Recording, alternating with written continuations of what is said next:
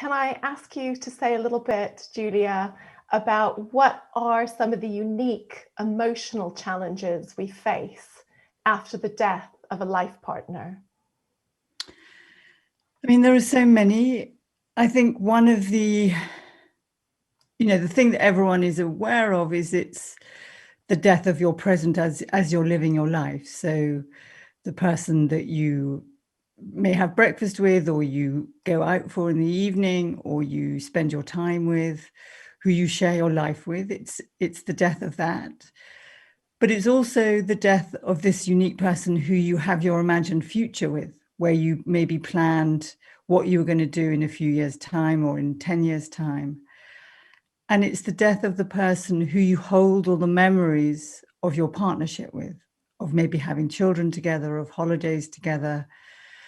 And for many people, and most people maybe, it is the most intimate relationship in your life, where whether you cohabit, whether you're married, whatever the relationship is, it's the primary, probably the primary relationship in your life, where you are your most self, and when it works, where you feel most known for all of yourself, for your good bits, bad bits, every bits. And often when we go out in the world, we put on a kind of front for the rest, for everybody else. And so for your partner, they may know more sides of you than anybody else. So it's the death of so much. And of course, I mean, I didn't even say it, and maybe this is the first thing, is, we're wired to love and be loved. So of course we love our children, if you've had children, and your other members of your family, but this is the sort of center of the person that you love, that you've chosen to share your life with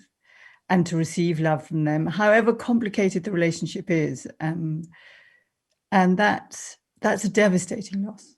And one of the things I sort of talk about in my books and when I'm with clients is the level of the loss is equal to the level of the emotional investment in the person that's died. And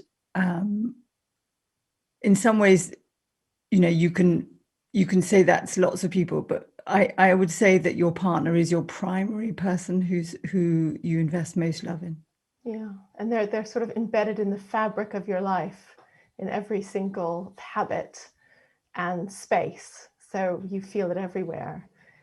Can you say a little bit about some of the secondary losses that are common to experience after the death of a partner?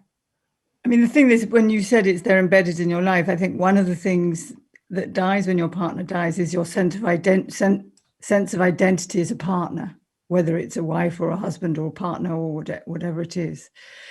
And you feel like there's a part of you that's missing. And I think when you go out in the world, you feel, I mean, often I've had clients that have said to me, when I go out, I feel like they don't really want to be seeing me. They want to be seeing my partner that died. And I feel like I'm the least interesting half of the partnership. So you can lose confidence in yourself socially of who you are, because you're used to going into a room together, kind of having a deal, and you can catch each other's eye across the room. I'm not that any of us have been doing that in the last year, but in pre-COVID life.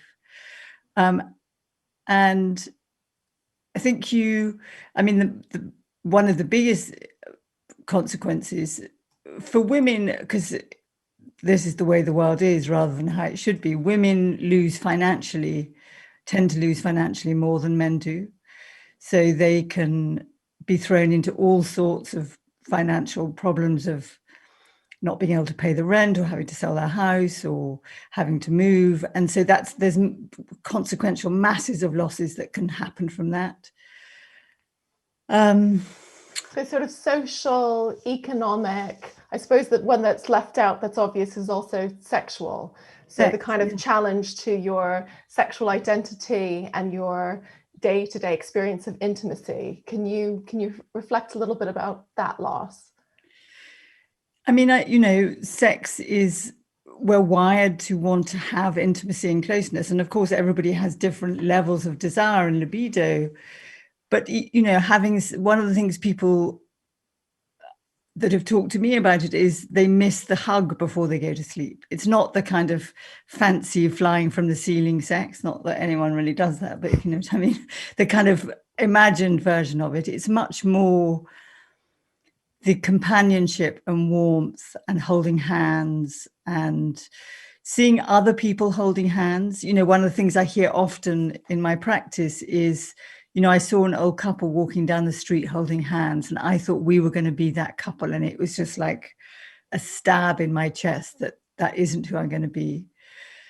But also, sex is a life force. You feel, you know, it's wired to procreate, and we feel very alive.